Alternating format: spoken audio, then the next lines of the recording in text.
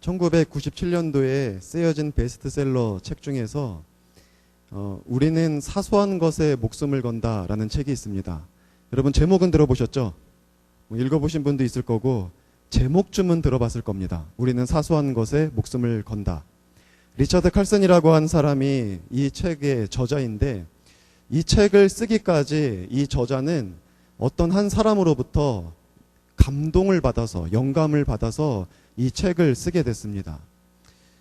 이 리처드 칼슨이 여러 권의 책을 썼는데 그 중에서 어떤 한 권을 다른 나라에서 번역을 하게 되었습니다. 보통 나의 책을 우리나라에서만 잘 팔리는 것도 얼마나 감사한 일인데, 그 책이 다른 나라에까지 번역이 된다면 그 저자에게 있어서는 굉장히 영광스러운 일이 아닐 수 없습니다. 근데 이 사람이 이것을 이제 번역을 하려고 할 때 번역 출판사에서 요구한 것이 하나 있었습니다. 그것이 무엇이었냐면 웨인 다이어 박사라고 하는 사람으로부터 추천서를 좀 받아달라는 겁니다. 그러니까 이 책에 대해서 추천사 이런 거를 좀 써달라는 겁니다. 그래서 그것을 이제 요청을 했는데 웨인 다이어 박사가 이것을 추천해주지 않겠다고 말을 해서 결국 리처드 칼슨은 그 추천받기를 포기했습니다. 그런데 문제가 생겼습니다. 나중에 그 나라에서 번역이 되어서 그 출판된 책을 이 저자가 받아서 보니까 그 책에 자신이 받지도 않은 웨인 다이어 박사의 서명이, 이 추천이 거기에 돼 있는 겁니다. 그러니까 출판사가 가짜로 서명을, 이 추천서를 만들어 놓은 거죠. 그래서 이 리처드 칼슨은 깜짝 놀라서 그 번역 출판사에게 전량, 지금까지 서점에 배포된 책 전량을 회수해 주실 것을 요구했습니다. 그리고 웨인 다이어 박사에게는 사과의 서신을 보냈습니다.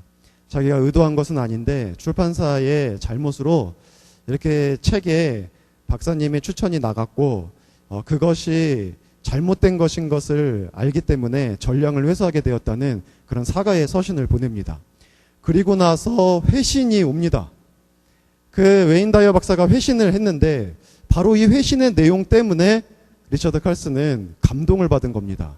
그 회신에 이런 내용이 쓰여져 있었어요.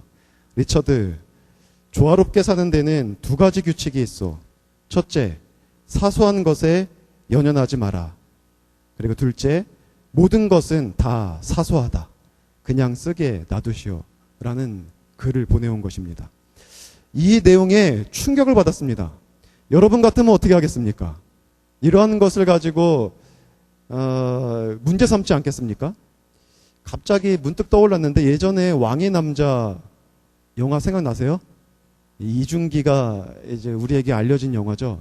그 왕의 남자 보면은 춤추면서 나는 여기 있고 너는 거기 있고 이거 아세요? 네, 이거가 있는데 이거를 가지고 영화 상영 금지 가처분 신청을 낸 사건이 있었어요. 어떤 판소리하는 분이었나? 그것을 자기가 먼저 사용한 이 글귀인데 이거를 영화에다가 자기 허락받지 않고 썼다 이거예요. 나는 여기 있고 너는 거기 있고. 이게 그렇게 생각하기 어려운 말입니까? 근데 이 말 때문에 영화를 금지시키는 거죠. 자기에게 그것이 있다는 거예요. 그만큼 자기에게 이익이 돌아오기를 원했던 거죠. 우리나라 민족성은 참 별거 아닌 거에 목숨 거는 그런 게 있는 것 같아요. 물론 여기 혹시 그분하고 관계된 분 계신 건 아니죠? 혹시 그래서 나중에 저 찾아오시면 안 됩니다. 문득 생각난 거예요, 문득. 원래 이 원제는, 이 책의 원제는 우리는 사소한 것에 목숨을 건다라고 쓰여졌지만 원래 원제는 모든 것은 다 사소하다라는 제목입니다. 모든 것은 다 사소하다. 살아가다 보면은 우리는 그렇게 중요한 것이 아닌데도 불구하고 너무 집착하고 목숨 거는 것들이 있습니다. 뭐 어떤 사람이 나이별로 사람들의 관심사를 적어 놓은 것을 보니까 10대 때는 뭐 학업, 공부 이런 것에 관심이 많고 20대 때는 뭐겠습니까? 20대 때는 뭘까요? 여러분이 지금 가장 관심이 많은 거? 취업이요? 관심사가 바뀌었나요? 전 세계 20대는 이성에게 관심이 있답니다. 근데 여러분은 그래서 모태솔로인 걸지도 몰라요. 취업에 관심을 가지고 있어서. 30대는 이제 생활에 관심이 있고 40대는 안정, 이제 50대로 가면은 여유, 60대로 가면은 건강 생명, 70대로 가면은 기다림. 뭐 이렇게 뭔가 이 관심사들이 그렇게 바뀐다고 해요. 우리는 살아가면서 때때로 지금 주어져 있는 삶 속에서 우리의 마음을 다 빼앗는 일들이 있습니다. 굉장히 중요하고 그 일들이 전부인 것처럼 목숨을 걸고 그것에 매달립니다. 20대는 이성이라고 했는데 저 군대에 있을 때 2명이 이성으로 인하여서 문제가 생기는 것을 봤습니다. 한 사람은 밥을 먹는데 갑자기 이 국물을 먹고 흘리는 거예요. 막 이렇게 흘려요. 그리고 이 내무반에 가서 물을 마실 때에도 멍하니 앉아 있다가 물을 마시는데 이렇게 흘리는 거예요. 나중에 이 사람은 결국 의가사 제대를 했어요. 근데 원인이 뭐였냐면 여자친구가 떠나가서, 군대에서 이제 일병쯤 되면은 여자친구들이 떠나죠, 대체로. 병장까지 기다리면은 남자가 떠나죠, 나중에. 그래서 떠나는 게 좋습니다. 이런 말을 또 여러분 진리로 받아들이면 안 돼요. 그냥 제 개인적인 사견입니다. 근데 여러분 이렇게 여자친구가 떠나니까 정신줄을 놓아버리는 거예요, 정신줄을. 또 한 명은요, 기차 타고 오다가 기차에서 뛰어내렸어요, 새마을호에서. 여자친구가 떠났다고. 그 택박 받아가지고 갔다가 그 정도로 20대 때는 그게 전부예요. 군대에서는 진짜 그게 전부더라고요. 여자친구. 네. 그래서 이런 일들에 목숨을 거는 거예요. 나중에 여러분 제 나이 돼서 돌아보면은요, 그냥 아름답고 좋은 추억입니다. 네. 그 당시에 저도 굉장히 저를 좋다고 쫓아다니는 자매가 있었는데 제가 쫓아다녔나? 쫓아다니는 자매가 있었는데 지금 돌아보면 추억이에요. 그 자매가 결혼하기 전에 저한테 이런 말하고 갔거든요. 당신이 나한테 해준 것만큼 나를 더 사랑해 줄 사람은 없지만 나는 갑니다라고. 그건 무슨 마음이에요? 네. 근데 여러분 어쨌든 그 당시에는 근데 돌아서 보니까 추억이에요. 아무것도 아니고 그 당시에는 세상이 끝나는 것 같지만 그때 나의 인생에 있어서 중요하게 여겼던 것들이 나중에 돌아서 보면은 좋은 기억이고 추억이고 때로 아픈 기억이어도 나를 성장시키는 것이었고 그런 것들입니다. 여러분 사소한 것에 목숨들 걸지 마십시오. 목숨은 한계고 사소한 거는 삶에 굉장히 많이 다가옵니다. 개인적으로 웨인 다이어 박사나 리차드 칼슨의 말에 전적으로 동의하는 것은 아닙니다. 왜냐하면 살아가면서 인생에서 정말 중요한 것도 있거든요. 어떤 것들은 우리가 돌아서 보면은 참 별것 아닌 문제들이지만 또 어떤 것들은 우리가 생명을 걸어야 할 그런 문제들도 분명히 있는 것입니다. 문제는 뭐냐면 덜 중요한 것들 때문에 정작 우리가 절대 놓치지 말아야 될 중요한 것들을 우리가 놓쳐버린다는 것에 있습니다. 사소한 것에 목숨 걸고 거기에 연연하고 거기에 집착하다가 정작 우리의 인생에 있어서 절대 포기하지 말고 절대 양보하지 말고 놓쳐서는 안 되는 너무나 중요한 것들을 잃어버리는 순간이 있다는 것입니다. 특별히 그리스도인들에게 있어서는 이 문제는 너무나 중요합니다. 왜냐하면 이것이 신앙의 본질과 관련되어 있기 때문에 그렇습니다. 오늘 우리가 이 본문을 통해 살펴볼 것은 무엇이냐면 우리의 인생에 있어서 사소한 것은 무엇이냐 이것들에 대해서 한번 살펴볼 겁니다. 그리고 오늘 본문이 말해주고 있는 그 사소한 것에 비해서 절대 사소한 것 때문에 양보해서는 안 될 신앙에 있어서 인생에 있어서 가장 중요하고 본질적인 것이 무엇이냐 또 이것에 대해서 우리가 함께 나누어 보고자 합니다.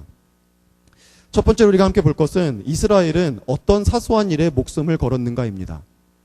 오늘 본문을 읽어보면은 지금 하나님과 이스라엘 백성 사이에 뭔가 굉장히 중대한 문제가 발생했다는 것을 우리는 알 수 있습니다.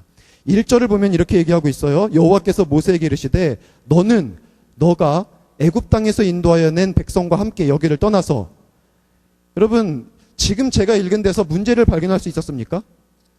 계속 읽어볼까요? 아브라함과 이삭과 야곱에게 맹세하여 너 자손에게 주기로 한 그 땅으로 올라가라. 여러분 문제가 보입니까? 자, 어떤 문제가 있는 것 같아요? 잘 안 보입니까? 여러분 여기에서 이스라엘 백성을 지칭하는 것을 보세요. 이스라엘 백성을 지칭할 때 너의 백성 너의 자손이라고 합니다. 너의 백성 너의 자손. 여러분 평상시 하나님이시라면 이스라엘 백성들을 뭐라고 지칭하셨을까요? 나의 백성이라고 하셨을 거예요. 당연하죠. 나의 백성 나의 자손이라고 하는 게 당연합니다.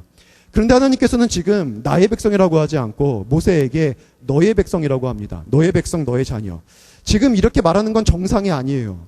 지금 하나님과 이스라엘 백성들의 관계에 있어서 뭔가 커다란 문제가 생겼다는 겁니다. 그래서 지금 이렇게 말하고 있는 거예요. 무엇 때문인지 혹시 아십니까? 출애굽기 지금 33장을 읽었는데 32장에 무슨 사건이 있는지 혹시 아십니까? 32장을 보면은 모세가 시내산에서 내려오지 않는 동안에 율법을 받고 성막 만드는 법에 대해서 배우고 있는 동안에 이스라엘 백성들이 이 광야에서 시내산 밑에서 기다리다가 자기들이 애굽에서 들고 나온 금부치들을 모아서 송아지를 만듭니다. 금송아지를 만들고 거기에서 춤을 추며 뛰놀면서 금송아지를 숭배합니다. 바로 이 사건이 나와요. 여기에는 굉장히 커다란 복선이 있어요. 지나고 있습니다. 하나님은 지금 이스라엘 백성들을 위해서 산 위에서 그들을 향한 법을 만들고 있고 그들과 함께 거하기 위해서 성막 만드는 법을 구체적으로 가르쳐주고 계세요. 출애굽기는요, 성막 만드는 법이 절반 이상 기록되어져 있어요. 성막, 그것은 하나님의 신방이었어요. 이스라엘 백성들과 함께 거하기 위해서 하나님이 만들어 놓으시는 신방이었는데 하나님은 이스라엘과 함께 하기를 원해서 지금 성막 만드는 법을 위에서 가르쳐주고 있는데 그 밑에서는요, 이스라엘 백성들은요, 하나님을 떠나서 우상을 만들어 숭배하고 있는 것입니다. 여러분, 하나님의 마음이 얼마나 아프셨을까요? 우상은요, 하나님이 정말 가증히 여기는 겁니다. 구약에서 개인을 심판하고 민족을 심판하는 것에 거의 90% 이상이 우상 숭배와 관련되어 있었습니다. 하나님이 아닌 다른 신을 섬기는 것 때문에 하나님은 개인과 민족을 심판하셨습니다. 십계명을 제정하실 때에 하나님은 이 문제를 얼마나 중요하게 다루셨냐면 1계명과 2계명이 우상 숭배와 관련되어 있습니다. 가장 많이 그리고 가장 먼저 다룬 것이 우상을 숭배하지 말고 오직 여호와 하나님만 섬기라는 거였어요. 근데 이스라엘 백성들은요, 이 말씀을 기록하고 있는 동안 지금 밑에서 우상을 만들어서 숭배하고 있는 겁니다. 거기다가 32장 6절에 우상 앞에서 뛰놀았다고 하는데 이것이 창세기 39장 14절 17절을 보면은요, 조롱했다, 모독했다, 이런 의미, 희롱했다, 이런 의미를 가지고 있는 단어예요. 그러니까 제대로 번역을 하면은 우상 앞에 뛰놀면서 하나님을 조롱한 겁니다. 이것이 하나님께 조롱이 된 거고 하나님을 희롱한 것이고 하나님을 모욕한 것입니다. 그래서 하나님은요, 지금 속이 많이 상해 있는 겁니다. 하나님이 지금 말씀하시는 거예요. 너의 백성, 나의 백성이 아니라 너의 백성, 너의 백성을 데리고 여기서 떠나서 가나안 땅으로 올라가라, 이렇게 얘기를 합니다. 여러분, 중요한 것은 뭐냐면 여기서 이 이스라엘 백성들이 우상을 왜 만들었냐는 겁니다. 이것이 중요합니다. 왜냐하면 이것이 사소한 문제들이기 때문에 그래요. 사소한 문제들에 집착해서 결국 그것들이 형상화된 것이 우상이기 때문에 그래요. 여러분, 이스라엘 백성들이 왜 우상을 만들었겠습니까? 여러분, 짐작할 수 있죠? 왜 만들었겠습니까? 첫 번째는 그거죠. 모세가 안 내려오니까. 그들을 애굽에서 이끌어내고 가나안 땅으로 인도해낼 지도자가 그들에게 없는 거예요. 40일, 겨우 40일 부재였는데 40일 없음으로 말미암아서 그들은 지도자 없는 그 자신의 광야 생활들을 두려워하기 시작한 겁니다. 그래서 그들의 마음에 안정을 줄 대상이 필요했어요. 두 번째는요, 연고도 없는 광야에서 생존에 대한 두려움이 생겼습니다. 먹고 마실 것에 대한 두려움. 그들을 지켜주시는 분은 모세를 통해서 만나는 하나님이었는데 그들은 하나님을 만나지 못했습니다. 모세를 통해서 만났지. 그랬는데 모세가 없음으로 말미암아 하나님과 단절이 되고 그들이 광야에서 무엇을 먹고 어떻게 살지 거기에 대한 두려움이 생겼습니다. 먹고 사는 생존, 이 문제가 그들로 하여금 우상을 만들게 했다는 겁니다. 또 하나의 문제는 언제 어떻게 올지 모르는 전쟁이었습니다. 그 이전에도 시내산에 도착하기 전에 뒤에서 뒤처져 있는 안악들과 연로하신 분들과 어린아이들 또 병들어 있는 사람들을 공격했던 아말렉 족속의 위협이 있었거든요. 광야는 어디에서 어떻게 도적대들이 출몰해서 그들에게 전쟁을 벌여서 그들이 가지고 있는 얼마 되지 않는 물건들을 약탈해 나갈지 모르는 그런 현장입니다. 그곳에서 전쟁으로부터 그들의 그 안전을 보호받고 싶었기 때문에 그들은 이 우상을 만들었습니다.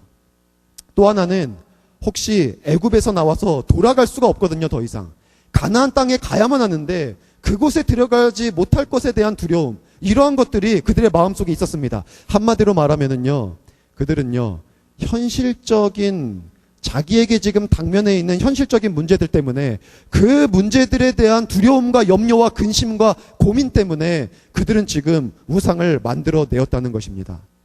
이것이 정말 사소한 문제들이라고 오늘 저는 말하고 있는 것입니다. 사실 모세만 내려오면 다 끝나요. 이들이 그 우상을 만들고 뛰노는 동안 모세가 내려옵니다. 조금만 더 기다렸으면 모세와 그들의 만남은 이루어질 수 있었어요.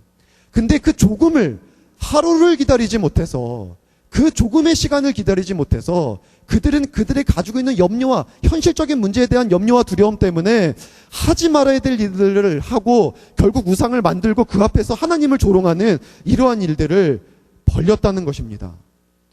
여러분, 이런 현실적인 문제들에 대한 두려움, 그리고 여기에 대한 집착, 이 땅의 종교들은요 이것 때문에 만들어졌습니다. 이 땅의 우상들은요 현실적인 문제들에서 자기 자신을 위해서, 자기 자신이 안위를 얻고 자기 자신이 여러 가지 복을 받고 은혜를 누리고자 우상들을 만들어낸 것입니다.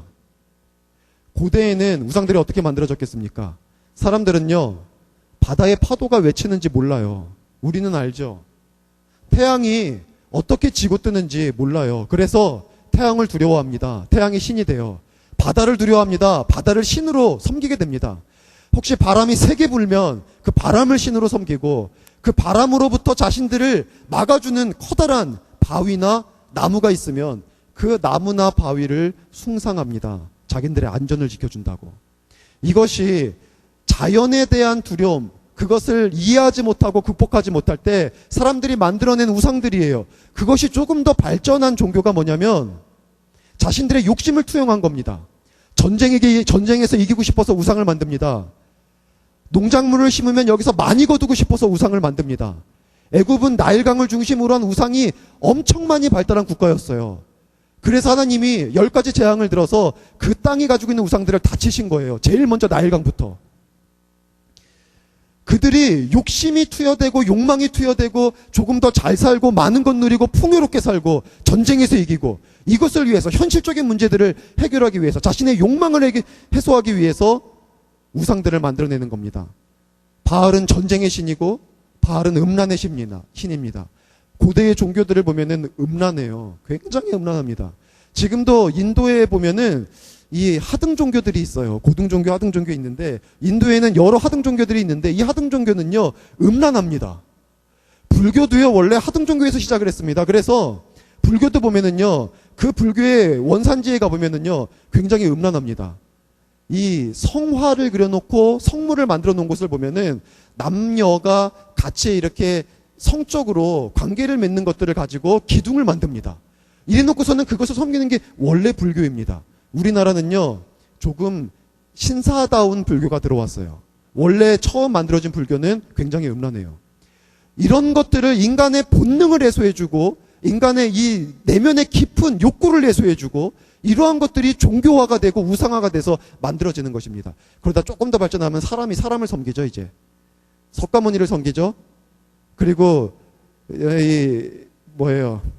공자, 맹자, 이런 제자백가를 쓴 이런 사람들을 또 섬기죠. 이렇게 해서 사람이 사람을 섬기기 시작합니다. 종교란 것이 이런 것이에요. 자기가 두려워하는 것, 자기의 욕망, 그리고 자기가 본받고 싶고 따르고 싶은 거, 이것들을 사람들이 만들어낸 것입니다.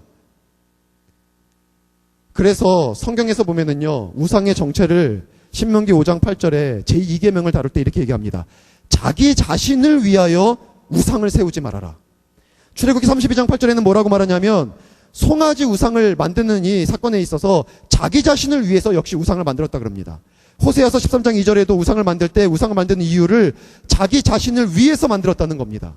세상에 많은 사람들이 우상을 만드는 것은요 자기 자신을 위해서 만듭니다. 그래서 세상에 있는 모든 종교들은 사람들이 친밀함을 느낍니다. 군대에서 제가 군종을 했습니다. 담임 목회하면서 군종을 했는데, 불교 군종을 전도하려고 이제 불교 군종에 가서 복음을 전하는데 이 친구가, 이 친구라고 하면 안 되죠. 저보다 고참이니까. 이분이, 저한테 제가 불교를 왜 믿냐고 물어봤거든요. 왜 믿냐, 불교를. 그랬더니, 이렇게 불교를 믿으면 마음이 평안해지고 할 말이 없어요. 자기들이 불교를 믿는 것에 대해서 뚜렷하게 제시하는 것들이 사실 비전이 없어요. 그냥 마음이 평안해지고 뭐 이런 얘기를 하고 있는 겁니다. 그래서 궁극적으로 구원의 문제를 다루기 시작했죠. 죄의 문제를 다루기 시작하고. 그랬는데 그분이 마지막에 하는 소리가 뭐였냐면 내가 불교를 믿는 이유는 인간적이어서다. 너무 인간적이어서 불교를 믿는다. 그게 좋다. 이렇게 얘기를 하더라고요. 인간적인 거. 여러분, 이 다른 종교들은요, 이해가 됩니다. 사람들이 편하게 생각해요. 자기의 욕구를 충족시켜주고 본능을 이루어주고 자기가 소원하는 바들을 쟁취하고 바라는 것에 있어서 문제 삼지 않습니다. 불교가 자기가 이 세속에서 떠나서 자기 이 불자가 스스로가 성불하는 것이 그들의 목표인데 실제로 그들은 이제는 이 세속에 나와서 이 땅에서 많은 거 누리려고 합니다. 여러분 그 조계종 주지 스님 자리를 놓고 때마다 스님들이 강목 들고 싸우는 거 보십시오. 거기서 나오는 이권이 엄청나거든요. 불교의 성지를 우리나라 같은 데 가보면은요, 사람들이 성지를 두고 돕니다. 막 돌면서 기도해요. 왜 그렇겠어요? 하나님, 우리 아들 이번에 대학 입시 잘 되게 해주시고. 이런 거예요. 하나님, 우리에게 자녀를 주시고. 하나님이 아니죠. 불자죠, 불자. 그 부처님, 우리에게 자녀를 주시고. 뭐 이런 것들. 이런 것들을 위해서 빌고 있어요. 자기 자신이 얻고 싶은 것들을 위해서 기도하는 것입니다. 여러분, 그래서 이런 우상과 종교들의 공통적인 특징이 뭐냐면 기복적이에요. 다 복을 빕니다. 자기의 문제를 해결받기 위해서 자기 자신을 위해서 우상을 만들었기 때문에 세상에 있는 모든 종교들은 이 땅에서 잘 먹고 잘 사는 게 목적이고 그것을 위해서 신을 섬깁니다. 그것을 위해서 부처를 섬기고 그것을 위해서 조상신을 섬기고 유교에서 제사를 드리는 거예요. 추석 때 여러분 제사 드리는 가정들 있죠. 제사를 드리는 거예요. 유교에서. 왜? 그래야 조상신이 자기들에게 한 해의 농사를 잘 짓게 해주고 축복을 주고 출세하게 해주고 조상이 그렇게 해준다는 거예요.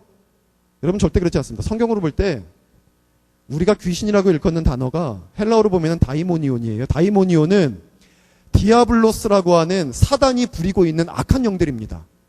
그러니까는 귀신들이라고 섬기는 이 땅에서 존재하고 있는 우리가 때로는 진짜 우리가 돌아가신 할아버지를 눈으로 볼 때가 있어요. 다 보는 건 아니에요. 어쩌다 보는 사람이 있어요. 그런데 그 할아버지는요, 나의 할아버지의 영혼이 아니라 악한 영혼, 사단이 부리는 악한 영혼이 할아버지의 형상으로 우리를 미혹하는 거예요. 성경에 보면 그들의 정체를 조상신이 아니라 악한 영이라고 얘기하고 있어요. 다이모니온. 그래서 여러분 우리가 왜 교회에서 제사 드리지 말라고 하냐면요, 그것이 돌아가셨지만 나의 아버지를 향한 제사가 아니라 그것은 사단 숭배가 되는 거예요. 엄밀하게 얘기하자면. 살아있는 사람에게는 인사하지만 돌아가신 분은 영혼은 떠나서 천국과 지옥에, 나중에 예수님이 재림할 때 먼저 간 자들이 예수님과 함께 구름 타고 와요. 그리고 육체가 일어나서 예수님처럼 변화된 육체로 일어나는 겁니다. 새 부활체가 돼요. 영혼이 이 땅에 존재하지 않습니다. 절대로. 악한 영이 그 흉내내는 거예요. 우리를 미혹하는 거고 속이는 겁니다. 여러분 그런 미신을 숭배하는 그러한 것들도 다 기복적이에요. 불교에서 기왓장 왜 만듭니까? 기왓장? 여러분 기왓장 읽어보셨습니까? 한번 써놓은 거? 설악산에 가면은 거기 설악산 국립공원 내 설악 국립공원 올라가다 보면은 기왓장 쫙 깔려있죠?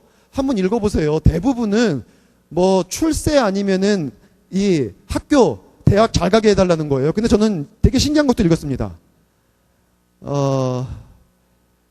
김태희하고 누구랄까요? 김태희와 송혜교, 여러분하고 좀 세대가 틀리니까. 이게 이렇게 써놓은 거예요. 김태희와 송혜교가 다 좋은데 둘 다 제 여자친구가 되면 안 되나요? 이런 걸 써놨어요.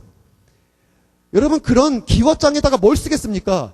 자기 속에서 소원하는 바, 기복적인 것들 쓸 수밖에 없어요. 옛날에 우리 조상들이 정화수를 떠놓고 달에다가 왜 빌고 있습니까? 내 아들 과거급제해달라고, 내 삶에 있는 문제 좀 해결해달라고 거기다 빌고 있는 거예요. 세상의 모든 우상은요, 기복적입니다. 자기 자신을 위해서 만든 거예요. 그래서 사소한 겁니다. 그것은 중요하지 않거든요. 여러분 정말 중요한 문제는 뭐냐면요. 기독교를 믿는 우리도 별반 다르지 않다는 거예요. 이것이 기독교의 타락입니다. 우리가 신앙생활하는 이유도요.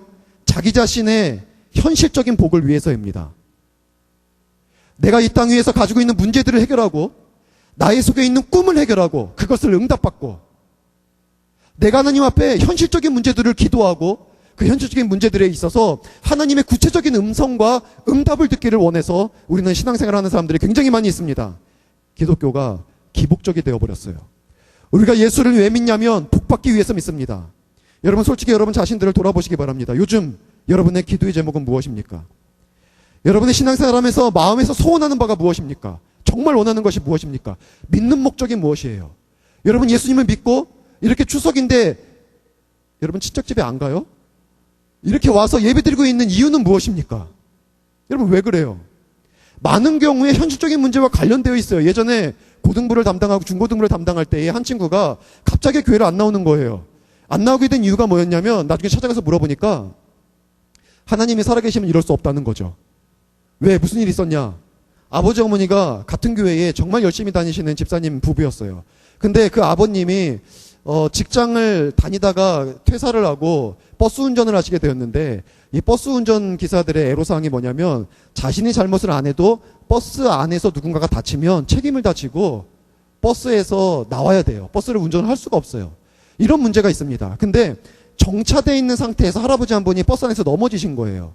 이 기사가 움직인 것도 아닌데 근데 버스 가만히 있는 상태에서 할아버지가 넘어짐으로 인해서 할아버지가 골절이 생기고 그것 때문에 병원을 입원하게 되고 아버지는 그것 때문에 퇴사를 할 수밖에 없게 된 거예요. 버스에서 쫓겨난 거죠. 그것을 두고 이 아이는 하나님이 살아계시면 이렇게 열심히 신앙생활하는 우리들에게 이런 일을 주실 수 없다. 이런 얘기를 합니다. 이 아이는 하나님을 왜 믿은 겁니까? 내가 하나님을 위해서 존재하는 것이 아니라 하나님이 나를 위해서 존재하는 거예요. 하나님이 나의 삶의 안정, 나의 삶의 필요, 그거 채워주기 위해서 하나님을 믿는 거예요. 만약에 하나님이 나를 위해서 그런 일들을 안 해주면 하나님은 더 이상 필요하지 않은 거죠. 여러분 기복적이란 것에 숨겨져 있는 모습이 이런 거예요. 우리가 믿는 하나님이 나의 삶 속에 좋은 것을 주시면 하나님은 은혜로우신 분이고 하나님은 우리들을 위해서 뭐든지 하시는 전능하신 분이고 내가 지금도 높여서 찬양할 분이시지만 나의 삶에 기대하지 않았던 문제가 생기고 내가 그렇게 오랫동안 간구했던 것들에 대한 응답이 없으면 우리는 하나님을 원망합니다. 하나님에 대해서 실망해요. 우리가 가지고 있는 믿음이 흔들립니다. 그것이 우리들의 신앙이 기복적이라는 증거예요. 하나님이 나를 위해서 존재하는 거예요. 하나님이 나를 위해서 일해주시지 않으면 하나님이 필요가 없어요. 하나님에 대해서 실망합니다. 어떤 사람들 하나님을 원망합니다. 하나님을 부정합니다. 왜요? 나를 위해서 내 필요를 채워주시지 않으니까. 여러분, 그렇다면 이러한 사소한 일들에 대한 하나님의 응답은 무엇이었습니까? 오늘 2절에 보니까 하나님이 어떻게 응답할 것 같아요? 하나님은 지금 문제가 분명히 큰 문제가 생겼거든요. 자기들의 현실적인 문제들 때문에 하나님이 아닌 우상을 만들어 섬기고 있단 말이죠. 근데 하나님이 그들의 이 현실적인 문제들에 대해서 어떻게 응답하실까요? 화가 났거든요. 하나님이 진노하셨거든요. 근데 이렇게 얘기를 합니다. 2절을 보세요. 내가 사자를 너보다 앞서 보내서 가나안 사람과 아모리 사람과 헷 사람과 브릿 사람과 히위 사람과 여부 사람을 쫓아내겠다. 그리고 너희를 족각기로 이르는 땅에 들어가게 하겠다 얘기합니다. 여러분 보세요. 하나님의 첫 번째 응답은 뭐였냐면요. 들어주겠다는 거예요. 사자는 천사죠. 하나님의 천사를 보내셔서 앞서 보내서 너희보다 먼저 보내서 너희들의 앞서 가나안 땅의 모든 족속들을 멸하고 무혈 입성하게 해주겠다. 너희들은 칼 한 번 들어보지 않고 천사 통해서 그 땅 다 정복하고 너희들에게 그 땅 주겠다. 왜? 너희들이 그거 원해서 우상 만들었지. 너희들의 마음의 소원이 그거잖아. 그럼 내가 그거 들어줄게. 이렇게 지금 얘기하고 있는 것입니다. 전쟁에서 이기게 해주겠다는 거죠. 가나안 땅 주겠다는 겁니다. 그들이 가지고 있는 모든 문제 해결해 주겠다는 거예요. 광야에서 죽지 않게 하겠다는 겁니다. 그렇도록 원하는 거 다 줄게. 그것 때문에 우상 만들었지. 그것이 너희들의 간절한 소원이지 소망이지. 그러면 내가 그거 들어줄게. 하나님은 지금 그렇게 말씀하고 계신 것입니다. 하나님은 정말 우리의 어떠함과 상관없이 인자하신 분이세요. 하나님은 하나님의 마음이 비록 아플지라도, 하나님을 외면하면서 우리의 필요만 강구하는 신앙이라 할지라도, 하나님은 없는 것처럼 여기면서 그저 내 중심의 신앙생활을 한다 할지라도, 하나님은 그런 우리의 신앙, 그런 우리의 강구에도 응답해 주시는 분이 하나님이시더라고요. 꼭 그런 건 아니었지만 저도 현실적인 문제에 집착해서 기도만 할 때가 있어요. 그런 기도만 할 때가 있었습니다. 군대에서 특히, 군대에서 저 기도 수첩을 2년 동안 계속 썼는데 하나도 안 이루어진 게 없었거든요. 그 중에 이런 기도 제목들이 있습니다. 어느 날 저녁에 너무나 복숭아가 먹고 싶은 거예요. 지금 복숭아철이죠. 복숭아. 근데 군대에서 주는 이 부식품 중에는 복숭아가 없습니다. 복숭아는 쉽게 상하는 거잖아요. 근데 이 몇백 명, 몇천 명이 먹는 데다가 복숭아를 조달해 줄 수가 없어요. 다 상해버리니까. 그래서 복숭아 부식이 없어요. 군대에서 도저히 먹을 길이 없는 거예요. 그런데도 너무 먹고 싶어요. 그 물렁물렁한 백도. 입을 한 입 깨물면 단물이 입안에 가득한 이 백도. 이게 너무 먹고 싶은 거예요. 그래서 속으로 기도하고 잠들었습니다. 하나님, 복숭아가 너무 먹고 싶어요. 복숭아. 하나님. 이러면서 잠들었는데 새벽 예배를 이제 담임 목회를 해가지고 새벽 예배 인도하려고 눈을 딱 떴는데 제 머리 위에 복숭아가 있는 거예요. 저는 제대할 때까지 누가 복숭아 갖다 줬는지 모르고 제대했습니다. 저는 이거를 크게 기도하지도 않았어요. 다 듣게 잠자리 누워가지고는 하나님 복숭아 좀 주세요. 이런 기도하지 않았어요. 속으로 하나님 복숭아가 진짜 너무 먹고 싶은데. 근데 하나님은요, 복숭아 먹고 싶다고 하니까 복숭아도 주시더라고요.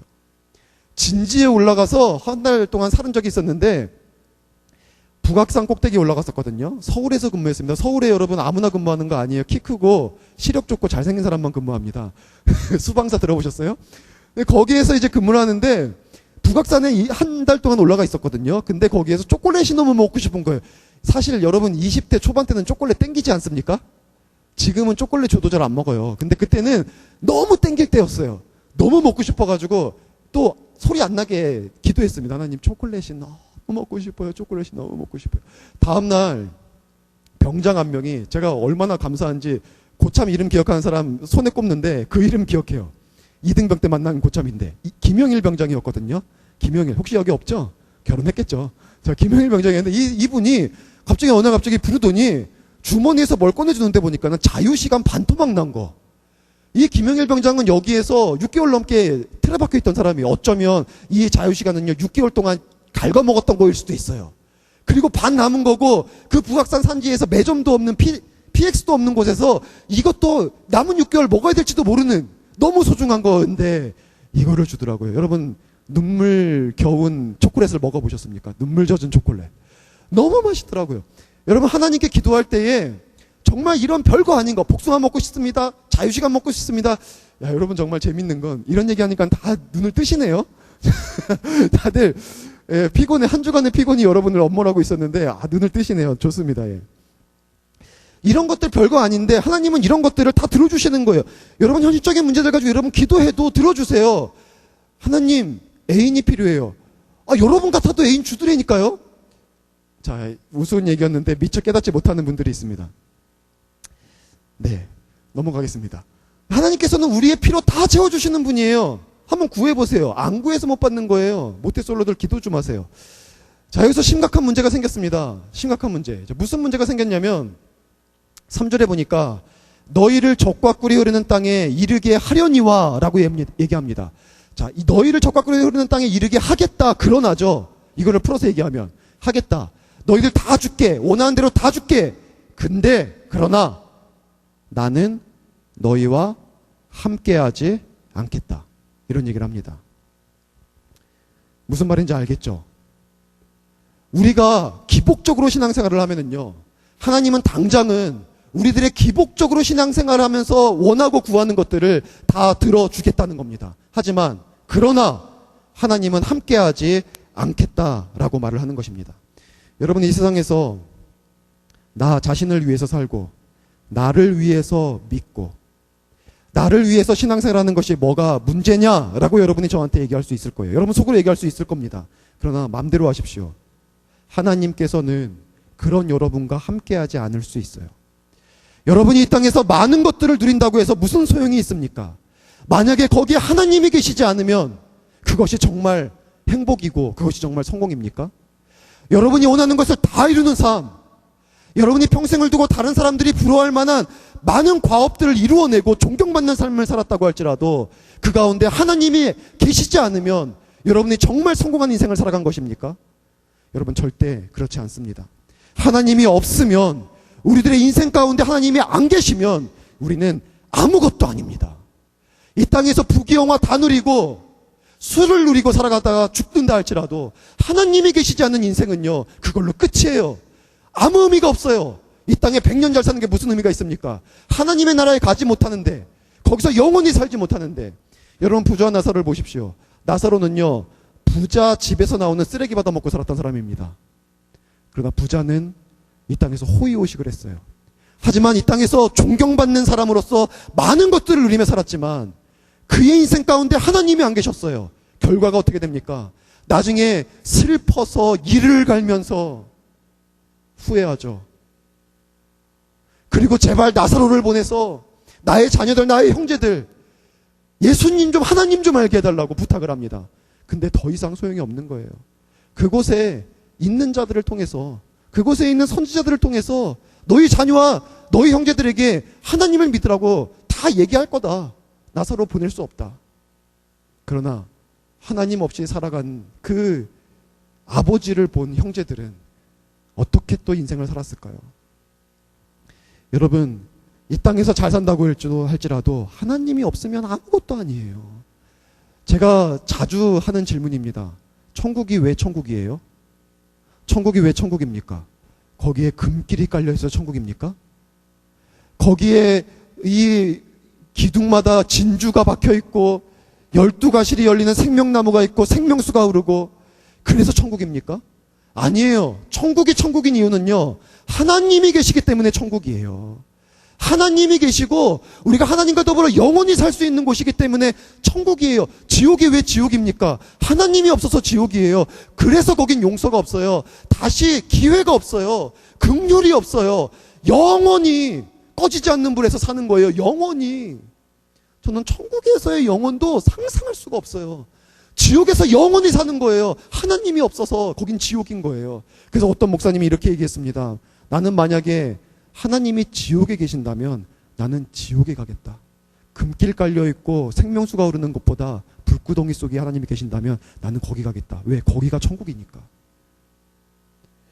여러분, 하나님이 계시지 않는 인생은 의미가 없습니다.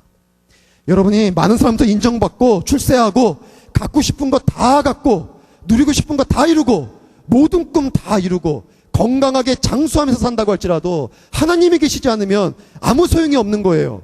구하는 거 다 주시고 가정과 여러분의 직장의 모든 필요 채워주시고 평안하고 형통해도 하나님이 계시지 않으면 아무 소용이 없는 것입니다. 우리 그리스도인들이 발견하게 되는 가장 경악스러운 발견은 내 안에 하나님이 없는 것. 여러분, 그 발견입니다. 세상은요, 하나님이 없어도 된다고 말합니다. 하나님이 없어도 된다고 얘기해요. 중세시대에서 근세로 넘어올 때 많은 사람들은 신에게서 벗어나서 인간의 가능성을 보게 되어서 이제 비로소 우리는 문명이 발달하게 되었다라고 얘기합니다. 중세시대의 암흑기를 신 때문에 인간이 발달하지 못했던 그 1000년이 넘는 시간 동안의 암흑기는 신 때문이었다라고 얘기를 했어요. 인간의 가능성을 보고 인간이 가지고 있는 그 잠재력을 볼 때 인간이 해낼 수 있는 것들은 신도 해낼 수 없는 많은 것들을 해낼 수 있다고 믿었어요. 인간을 긍정적으로 보았죠. 그래서 많은 자연과학들의 발전을 일으켰고 그것을 통하여서 역사를 새롭게 하려는 시도들을 했습니다. 그러나 결과가 어떻게 됐습니까? 결과는요, 1차 세계대전, 2차 세계대전으로 나타났습니다. 인간의 가능성을 믿었더니 인간은 오히려 그 속에서 굉장히 잔인하고 자기가 더 많은 것들을 소유하려고 하는 그 악한 본성을 드러내서 수많은 사람들이 죽는 전쟁이 벌어지고 이걸로 인해서 철학자들이 실망을 해가지고 그때 나온 철학이 실존주의 철학입니다. 인간의 실존의 허망함을 얘기합니다. 절망을 얘기합니다. 그런 것들이 나왔어요. 아무 가능성이 없다는 거죠. 여러분, 모더니즘 시대를 지나서 지금 포스트 모더니즘인데 포스트 모더니즘 시대는요, 더 이상 인간의 가능성을 믿지 않습니다. 포스트 모더니즘 시대는 신비주의 시대예요. 인간의 한계를 알고 한계를 넘어서는 또 다른 힘들을 바라보고 그것들을 의지하는 그런 시대가 우리가 살아가고 있는 그러한 시대입니다.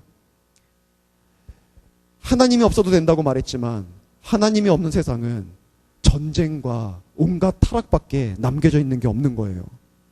또 다른 방향으로 사람들은요, 과학주의를 말합니다. 인간은 기술만 있으면 된다는 거예요. 기적은 필요 없다는 거예요. 기술만 있으면 된다. 기술이면 얼마든지 인간을 새롭게 할 수 있다. 과학주의입니다. 여러분, 엔트로피 법칙 아시죠? 연력학 제2법칙. 엔트로피 법칙은 뭐냐면 쓸 수 있는 에너지가 쓸 수 없는 에너지로 간다는 겁니다.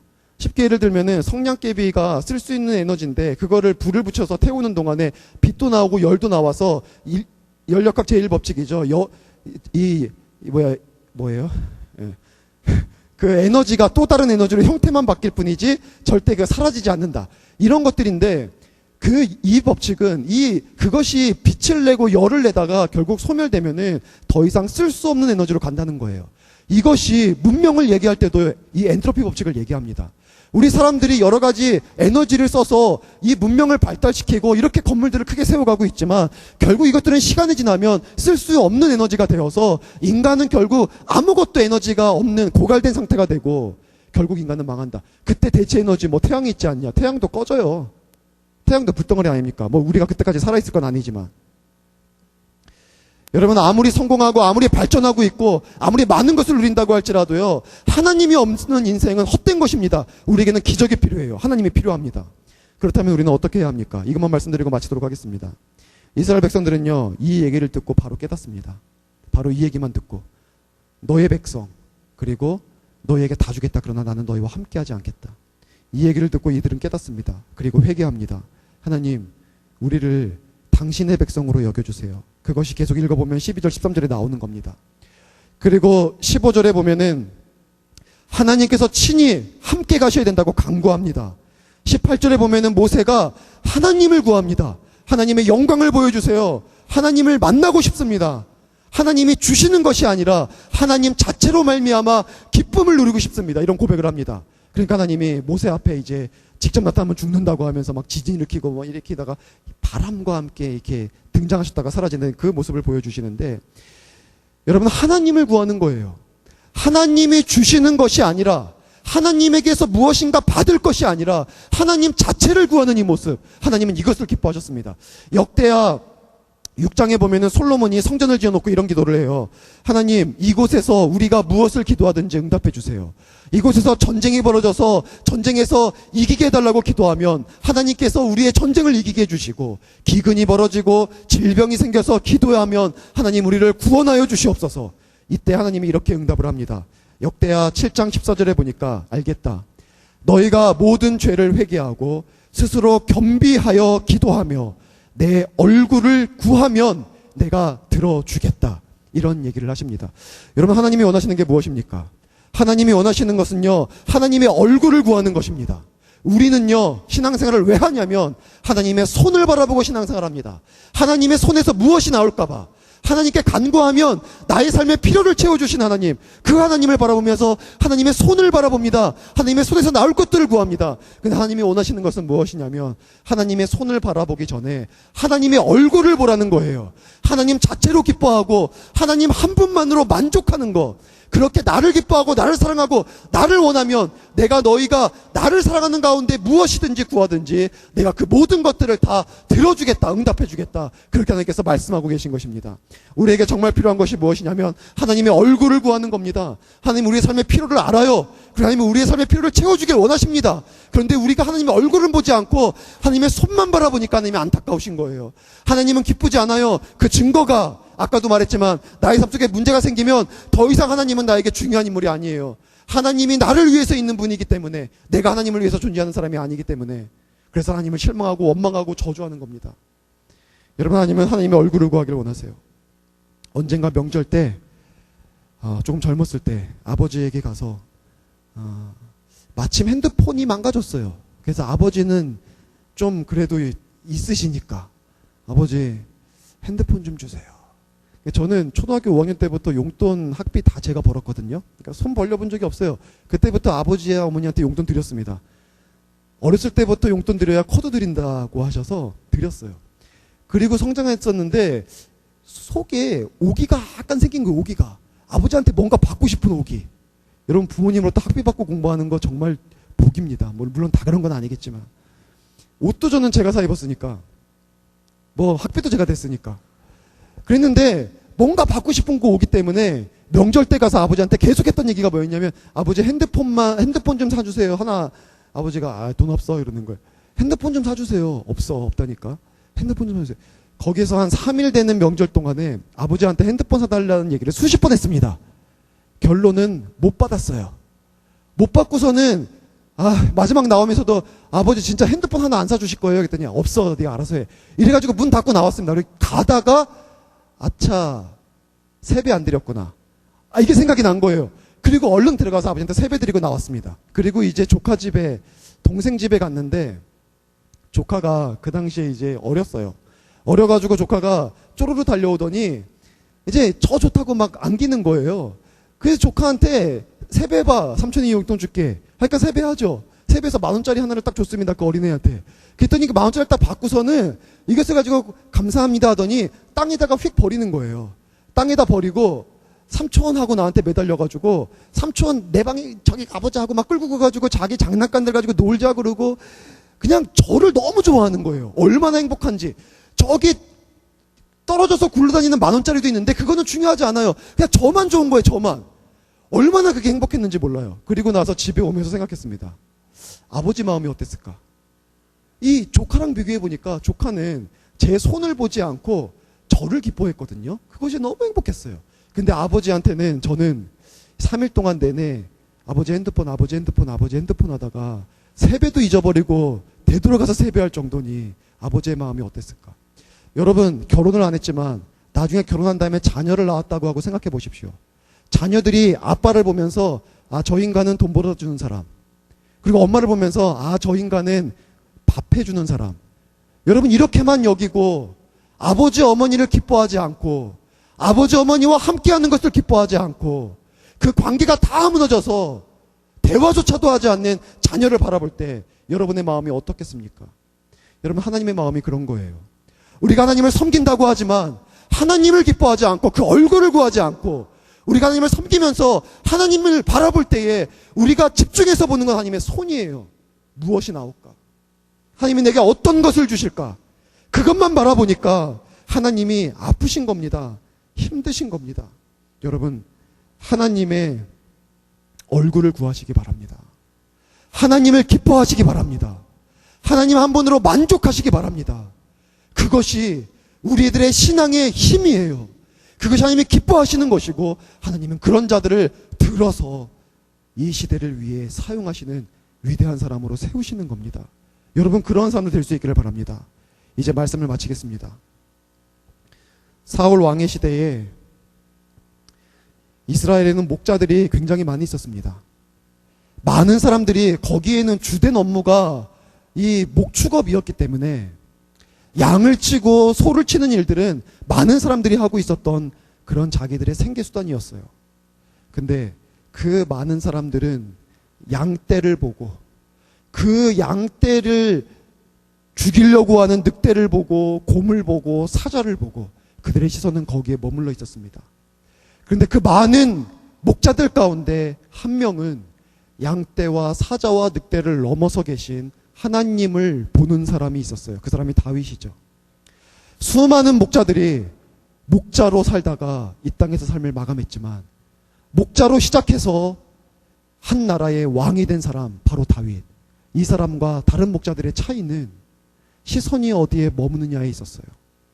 다른 목자들은 자신들의 현실적인 생계수단을 지키고 그것의 안전을 위해서 자신들의 삶 전체를 걸었고 결국 그들은 그거 잘 지켰을 줄 모르지만 그거 붙잡고 평생 살다가 죽게 되었습니다. 하지만 다윗은 그 넘어 계신 하나님, 그곳에서 양을 치면서도 하나님을 찬양하고 하나님께 경배드리고 노래들을 작곡하고 그곳에서 악기를 연주하며 하나님을 영화롭게 하고 하나님을 바라봤습니다.